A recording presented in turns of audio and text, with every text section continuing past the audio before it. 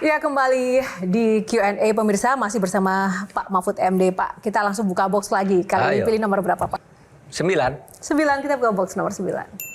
Bagus nanti saya. Karena boxnya demo crazy, Pak Mahfud melihat demokrasi kita semakin crazy atau enggak sih sebenarnya?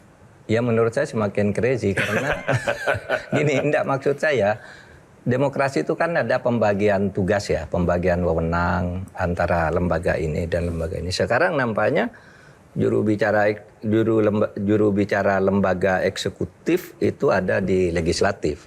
Apapun keperluan itu dibela dan disuarakan di legislatif, kan sekarang begitu ini. Yang terasa ke kita ini sebenarnya gimana sih? Memang agak crazy juga, apalagi di tingkat rakyat terjadi swing yang tidak karuan itu. Kolusi-kolusi melalui proses demokrasi. Proses demokrasi itu kan menghendaki kebebasan tapi ada prosedurnya. Sekarang dalam demokrasi kita itu prosedur itu bisa dibuat. Kalau dia ingin sesuatu, prosedurnya ada dibuat. Mas Haris sama pemikiran dengan Pak Mahfud? Iya, Prof Mahfud ini waktu awal-awal jadi Menko, saya sebenarnya agak protes 2 hal waktu itu, Prof. Satu soal Papua, yang kedua soal pembubaran Ormas. Wah. Lucunya, yang bikin peraturan soal menginisiasi pembubaran Ormas itu dulu Prof Mahfud sebagai Menko ya waktu itu ya. Bukan. Pak Wiranto. Undang-undangnya kan? Undang-undangnya zaman Pak Wiranto. Kalau pembubarannya zaman saya. Pembubarannya Prof Mahfud. Pembubarannya Pak Wiranto. Yang satu, ada 2 kan? Ada Iya. HTI, ada FPI. Kalau nggak salah HTI menggugat juga ke pengadilan. Ya. Atau FPI. Kalau nggak salah HTI. Tapi lawyernya Prof Yusril. Yusril. Nah, sekarang Prof Yusrilnya jadi Menko. Nah, sekarang Prof Mahfud di sini kita tanya soal demokrasi. Tapi sebetulnya bibitnya dari rejim yang lalu juga. Ya. Ini kan udah terbalik-balik nih semua nih. Yang dulu melawan ada di dalam hari ini, yang dulu di dalam sekarang di luar. Nah, yang saya mau tanya begini, sebetulnya kita ini masih punya harapan nggak partisipasi publik? Kalau kasus Sukatani kemarin tuh, saya tahu kalau zamannya Prof Mahfud nih pasti udah di doorstop sama wartawan. Prof Mahfud kan gayanya gitu kan, lewat media mengadvokasi supaya polisi tidak macam-macam. Kemarin tidak ada satu Menko pun yang bicara membela Sukatani.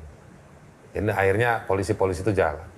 Ke depan kita ini akan seperti apa, Prof?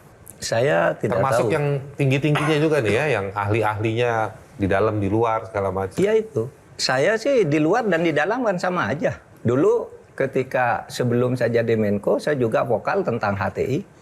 Karena HTI ya, jelas-jelas mengadakan Kongres Internasional di Jakarta dan keputusannya diumumkan, kami tidak setuju negara Pancasila, kami tidak setuju demokrasi, kami akan membentuk negara khilafah dari Thailand sampai ke Australia, mencakup Indonesia, Malaysia. Nah, masa begitu tidak dibubarkan? Dibubarkan. Kalau FPI itu sebenarnya tidak pernah dibubarkan sampai sekarang, tapi dinyatakan tidak punya legal standing. Dibaca aja, tapi orang menyebut dibubarkan, tidak apa-apa. Karena begini, FPI itu ya sesudah berlakunya undang-undang keormasan yang baru kan harus memperbarui izin ke kementerian. Nah, di dalam izin itu kementerian punya 21 syarat lah kira-kira. Nah, satu syarat itu ADART-nya harus sesuai dengan Pancasila dan konstitusi.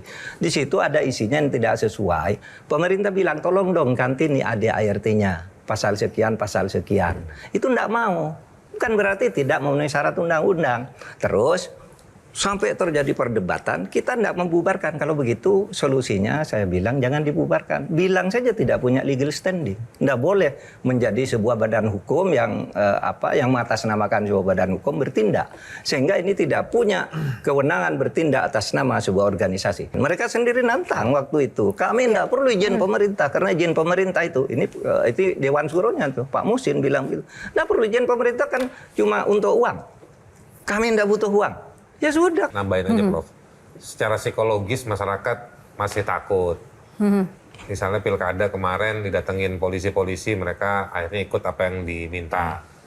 Yang kedua, undang-undang ITE yang baru juga masih mengancam.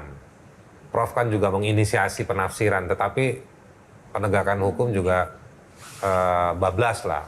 Lalu tindakan-tindakan fisik ya, atau yang psikologis kayak Sukatani diteror, diminta dan lain-lain dipecat. Ini represi-represi seperti ini kan masih banyak.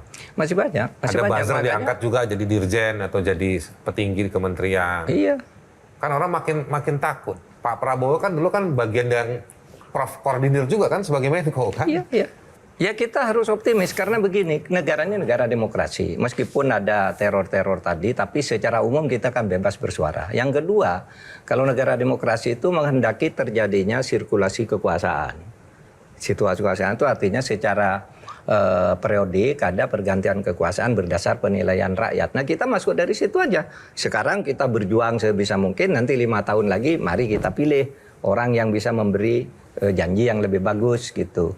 Dan memberi janji bukan omongan maksud saya, artinya track record-nya itu menjanjikan bahwa dia tuh bisa memperbaiki. Jelajahi cara baru mendapatkan informasi. Download Metro TV Extend sekarang.